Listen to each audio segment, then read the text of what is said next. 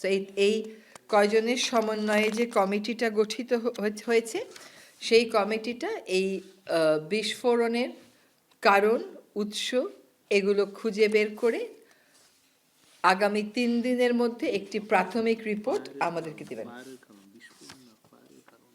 এই যে দুঃখিত, এই যে অগ্নিকাণ্ডের ঘটনা ঘটেছে, যে অগ্নিকাণ্ডের বিষয়ে তদন্ত করে আমাদেরকে বলবেন উৎস কি, কারণ কি, এটা তারা আমাদেরকে 3 দিনের মধ্যে জানাবেন।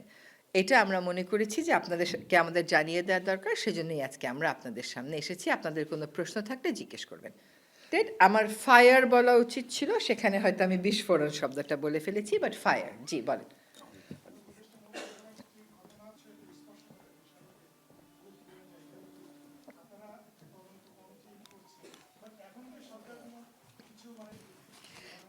না, এইরকম তো আসলে না।